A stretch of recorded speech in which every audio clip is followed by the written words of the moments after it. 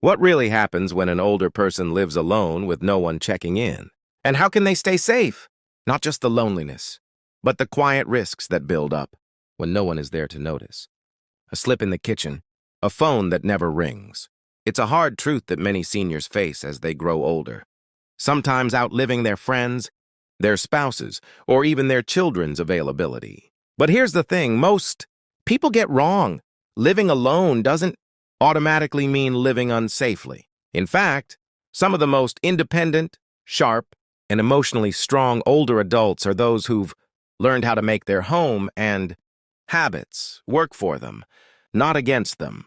This video is for those of you who either live alone now or are preparing for that possibility. Maybe you're in your 60s, 70s, or 80s, and you've started to realize that relying on others might not always be an option. Or maybe you're someone who still feels strong and capable, but you just want to make sure you're set up smartly for what's ahead. Today, we'll go over 5 specific things that heart surgeons, geriatric experts, and real-life seniors consistently do to stay safe, steady, and supported while living solo. Each one of these tips can make a major difference, not just in how long you live, but in how well you live. So, if you've ever felt unsure about what the future holds or how to make sure you'll be okay when no one else is around, this is for you. Let's get into it. Or number 1, a daily check-in routine. One of the first things that separates safe, independent seniors from those who struggle is a simple habit, having a reliable daily check-in routine. It's not about giving up your independence. It's about quietly building a safety net that works in the background. Many older adults live alone and want to preserve their privacy. But what happens if you fall, get dizzy, or forget to take your medication one morning? Without some kind of check-in, a small issue can become a serious emergency. Now, this doesn't mean someone needs to come by your house every day. A short phone call, a quick message, or even a visual signal, like opening a curtain at a specific time, can let someone know you're up and active. Some communities even set up buddy systems, where neighbors glance at each other's windows or flags each morning. It takes less than 30 seconds, but it can mean everything. Let me tell you about Harold, an 82-year-old retired school principal who still lives in the same home he's been in for 40 years. He's sharp, strong, and proud, but he also knows that living alone comes with risks. Every morning by 9 a.m., he sends a simple good morning text to his niece. If she doesn't hear from him by 10 p.m, she gives him a call. They rarely need to do anything more. But just knowing someone will check in keeps Harold and his family at ease.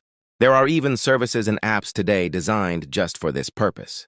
Some alert a contact if you don't log in or press a button at your usual time.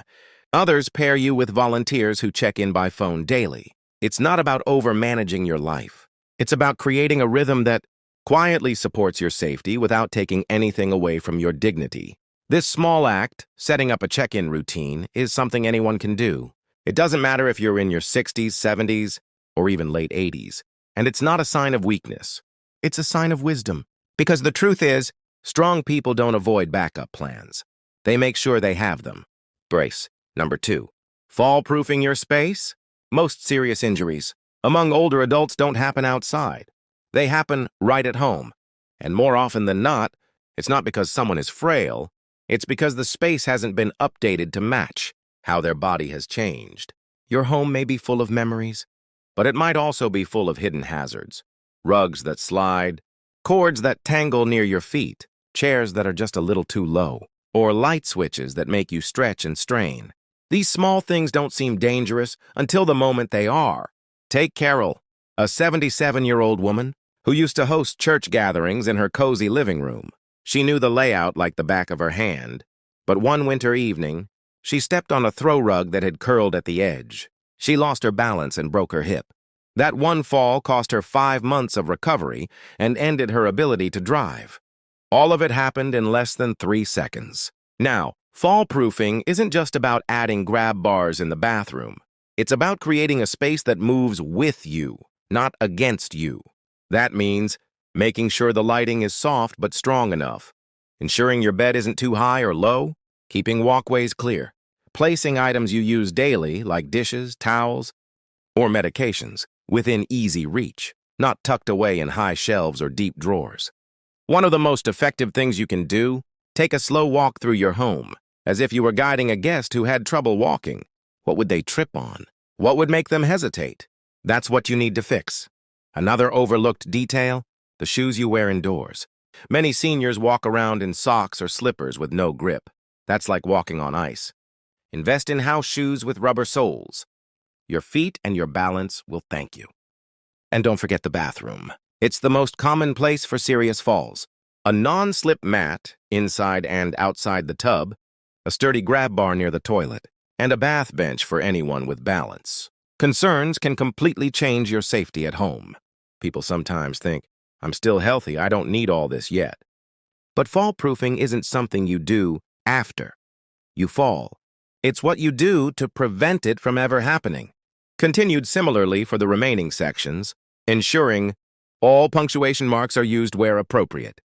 BS final thoughts. So, what really happens if an older person has no one to care for them? It depends. It can be frightening, or it can be empowering. The difference often lies in the quiet choices we make every day. Living alone doesn't mean being alone. It means having the chance to take control of your space, your health, and your time.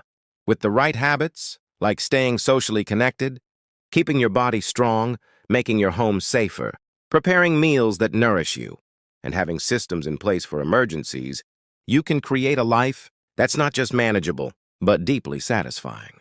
Remember, it's not about avoiding every risk. It's about living wisely with the strength you already have, and using it to build a life that reflects who you are: independent, capable, and deserving of peace and dignity. You've lived through so much.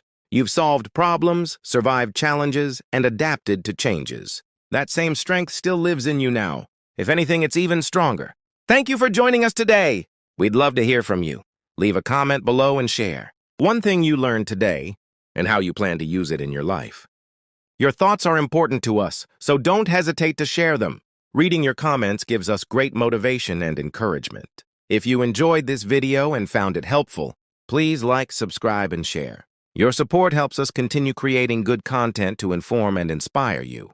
Thanks for watching, and we look forward to seeing you in the next video.